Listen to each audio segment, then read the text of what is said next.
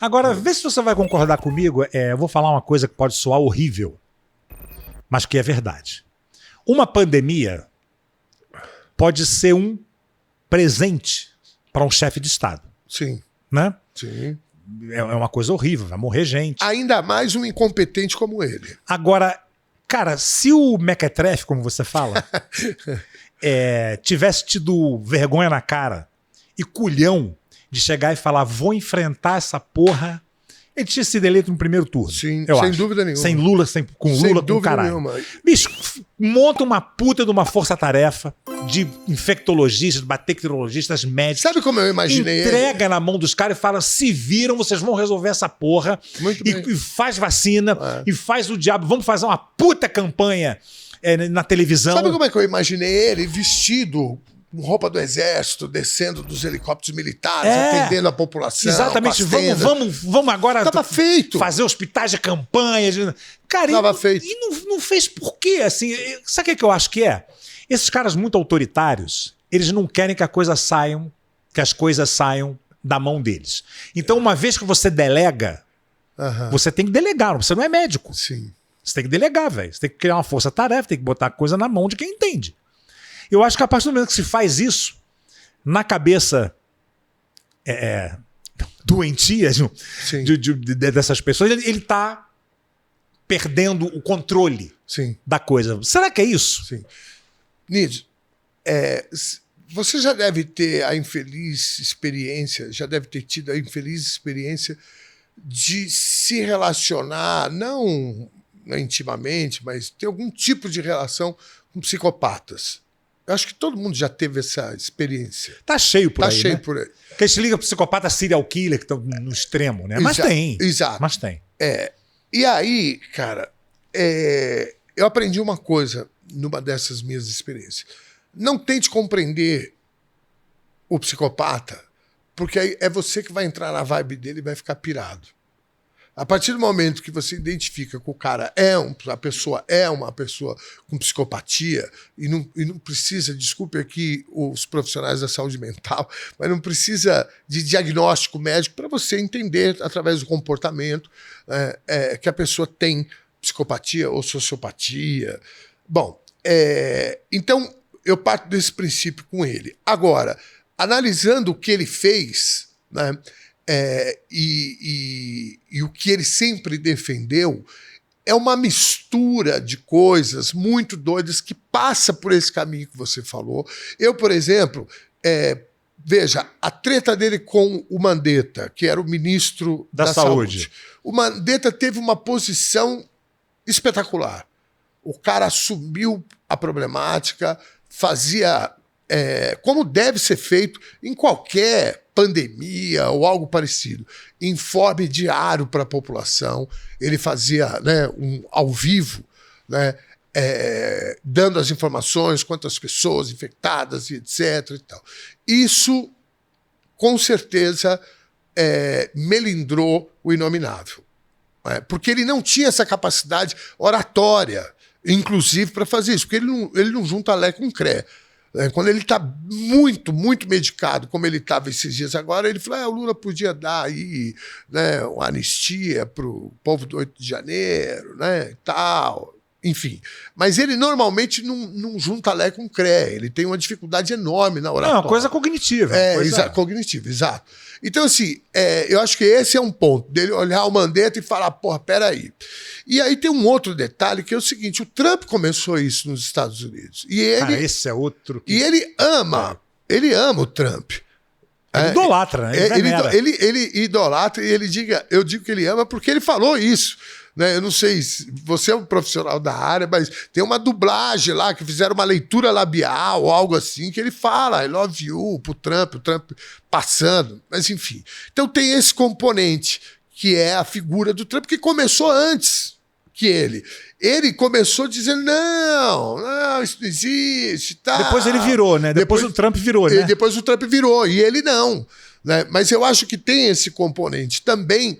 E aí ele desenvolve, ele dá uma brasileirada nessa tese do Trump, que envolve a China, né? Que o Trump, os Estados Unidos, têm um campo de disputa com a China que não pertence ao Brasil. Lógico. Isso é completamente... É que a China e os Estados Unidos estão ali em termos de poder mundial. A China está engolindo. Nós temos o maior parceiro. O maior parceiro nosso é a China. Já era naquela época. Né? Então, assim, parceiro comercial. Então, assim, é muita estupidez, né, de um presidente de uma nação, o cara trazer esse debate, ficar esculhambando essa vacina chinesa, aí botava os ministros dele, os mais quarta-feira que tinham, né, falando bobagem, xingando os chineses, o filho dele. Cara, então assim, compreender, né, voltando aqui ao princípio dessa minha análise, compreender um psicopata, fazer o exercício de compreensão da psicopatia vai te deixar doente. Eu já passei por isso, não fiquei doente, mas todas as vezes, até eu aprender que, cara, isso relações profissionais e etc. Eu falei, cara, não tente compreender, né? Mas fazendo uma leitura do que aconteceu, eu concordo contigo. Eu acho que é tão insano que é muito mais simples do que as pessoas às vezes ficam pirando. Ah, ele é um estrategista. Cara, desculpa, estrategista ali não tem nada. Que estratégia é essa? Ele melhorou muito depois que ele se lascou e ele está tentando salvar a pele dele. Quando agora, essa semana, ele aparece dizendo, pedindo para o Lula, e é uma coisa tão infantil, que ele fala, não, se o Lula tiver coração, eu nem me importo que o PT seja o pai, né, desse projeto da anistia, ou seja, pode ficar com os louros e tal. Ele está falando isso, não é por empatia com aqueles caras que estão presos, que pegaram 15, 16, 17 anos de cadeia, que também não tem nenhum santinho ali, né? Mas não é empatia em relação a esses caras.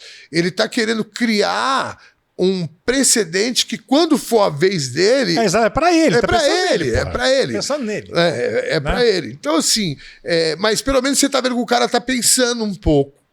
Né?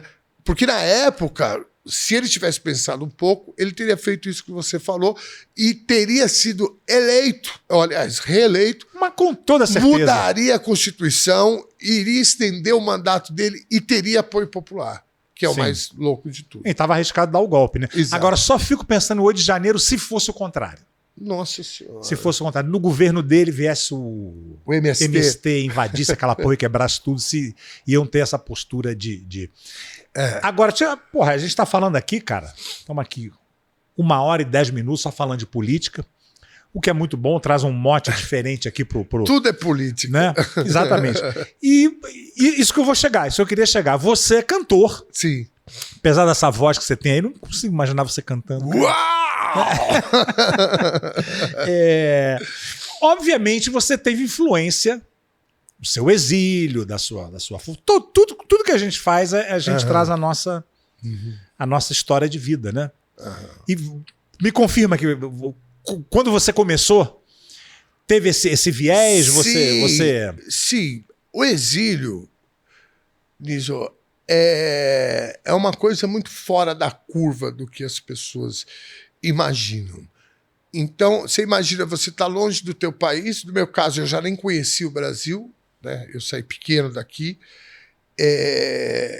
Então, os adultos, você pega aí os adultos, os caras estavam, né, longe da família, da sua terra. Deve ser uma coisa horrível. É uma coisa louca. E a gente não pode confundir o autoexílio com os exilados. O autoexílio é o cara que tinha condições e falou, vou picar a mula do Brasil e vou embora e ponto final. E chegou lá, começou a trabalhar e se virar, muita gente fez isso. Também não quer dizer que eu esteja tirando mérito, né, dessas pessoas, mas estou dizendo que são dois tipos de exílio. O autoexílio, que é isso que eu falei, e o exílio que você sabe que você é obrigado a sair. Ou você sai ou você morre. Foge, né? Na verdade, no nosso caso, a gente foi banido, né? Porque meus tios saíram na troca do embaixador. Nós saímos fugidos, porque minha mãe saiu da prisão e aí a gente conseguiu, né, escondidos, uma fuga, fomos parar no Chile, onde já estavam meus tios. Então, assim, é um ambiente muito incomum, né? Então, tudo faz muita falta. E o que simboliza esse tudo? A cultura, a comida, a música, a arte. Então, isso, obviamente, me influenciou, porque a gente sempre viveu a todo tempo com os também exilados, né? E a gente, portanto, convivia, né, o tempo todo, só se falava, né, sobre isso, só se ouvia esse tipo de música. Chico Buarque foi um cara que teve para nós uma influência gigante, porque quando ele fez Meu Caro Amigo, né, por exemplo, é uma canção exclusivamente para quem estava nessa condição. Tanto Mar, que é uma canção que a gente teve em Portugal também, a gente morou em Portugal durante uns anos, e a gente chegou lá justamente na Revolução dos Cravos. Samba de Orly também, que se refere ao aeroporto da França, a gente também teve na França. Apesar de Você. Então, assim, né? E as coisas que o Caetano também fazia, né?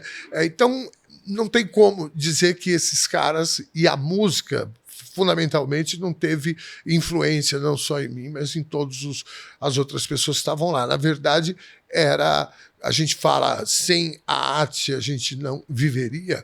No nosso caso, isso é exatamente dessa forma, literalmente dessa forma. Muita gente se matou, muita gente teve danos, né, mentais, emocionais, ao ponto de ter destruído a vida. Né? Imagino, então, a arte influenciou e nos salvou mesmo. Né? E qual é o seu estilo musical? Cara, bom,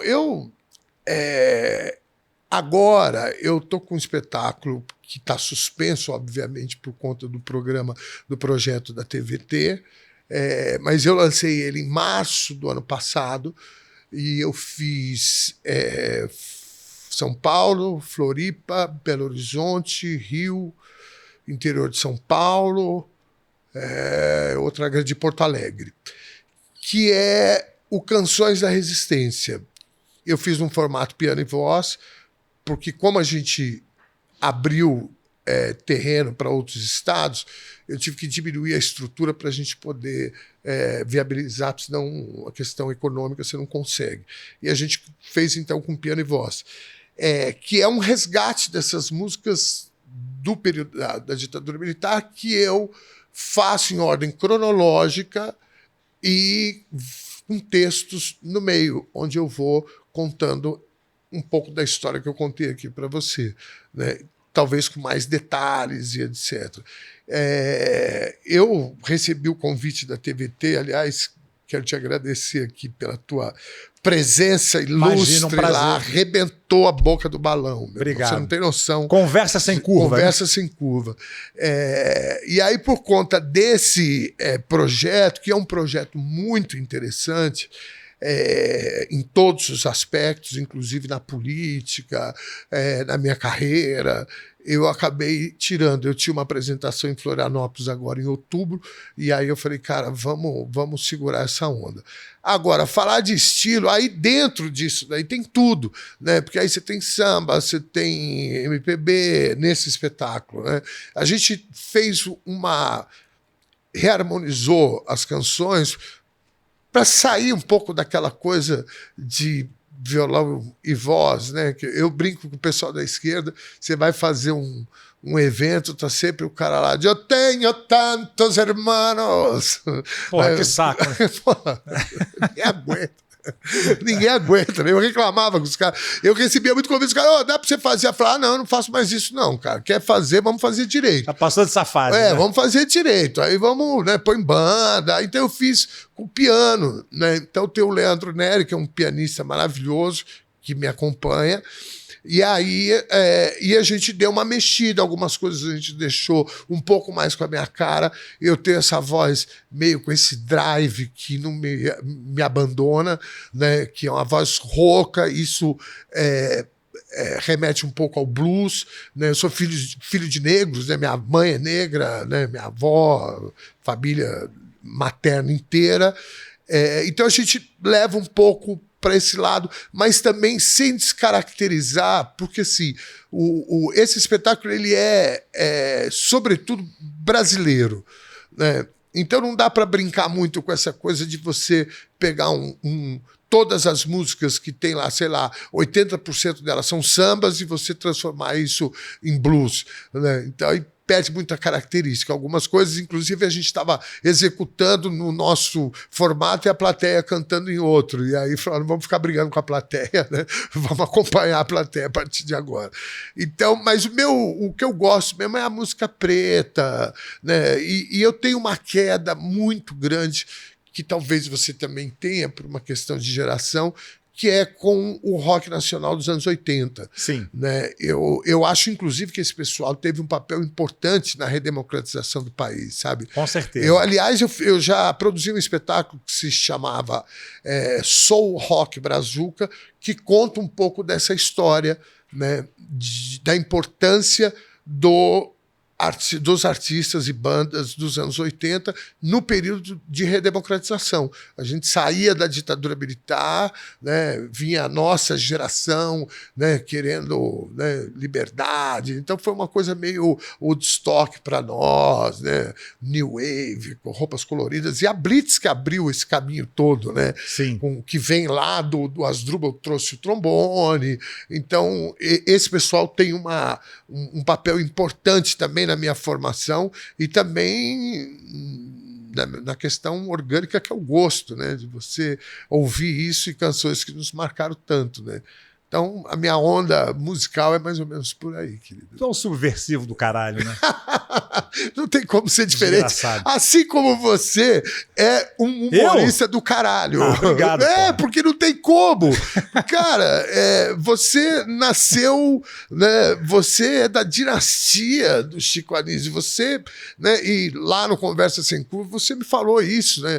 E que acompanhava teu pai, por exemplo, nas turnês. Isso Sim. é de uma pedagogia. Isso é um privilégio, assim. É um privilégio absurdo.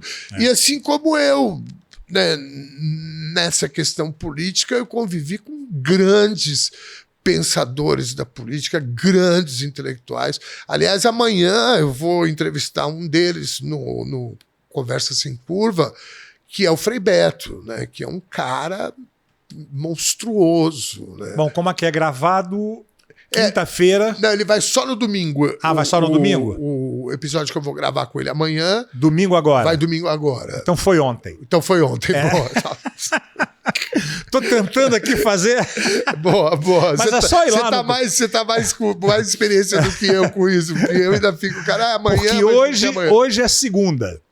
Tá. Não é, mas pra quem tá vendo é. Né? Muito bem. Que maravilha. Pô, Ernesto, obrigado demais, cara, você ter vindo. Cara, que isso, eu que agradeço. Prazerzão, viu? Irmão. Espero que o papo não... Eu costumo sempre falar que tudo é política. E eu acho que tudo é política, inclusive a omissão. Né? Quando você se omite da discussão, você também está tendo um ato político. Com certeza. Então, e a política não precisa ser ruim.